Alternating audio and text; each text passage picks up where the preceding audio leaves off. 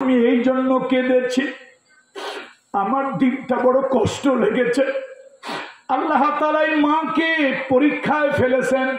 আল্লাহ তাআলা এই মাকে দুইটা মেয়ে না দিয়া যদি দুটা ছেলে দিত, স্বামী মারা গেছে, বিধবা মহিলা, এই মেয়ে দুইটা, এই ছেলে দুইটা কামাই করত, রুজি করত, মাকে খাওয়াতো, সংসার চলতো।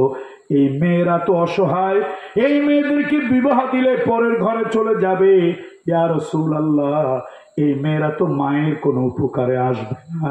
আল্লাহ তাআলা এই মহিলাকে এরকম পরীক্ষা কেন দিল? এই জন্য আমি কাঁদলাম।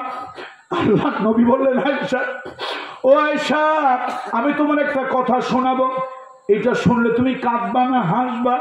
ও আয়েশা, আল্লাহ তাআলা এই মহিলাকে কিয়ামতের ময়দানে নাজাত দেওয়ার জন্য, জাহান্নাম থেকে বাঁচানোর জন্য আল্লাহ তাআলা এই মহিলাকে দুইটা অসহায় কন্যা দিয়েছে।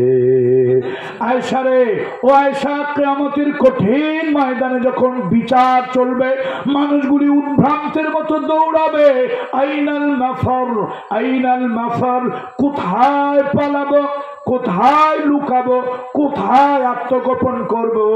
মানুষগুলি যখন উদ্ভ্রান্তের মতো, নেশাগ্রস্তের মতো দৌড়াবে, ওই কিয়ামতের কঠিন ময়দানে জাহান্নামের যাদের ফয়সালা হয়ে যাবে, যাদের জাহান্নামের ফয়সালা হয়ে গেল, এই মানুষগুলোকে জোর করে জাহান্নামের দিকে নিয়ে যাওয়া হবে।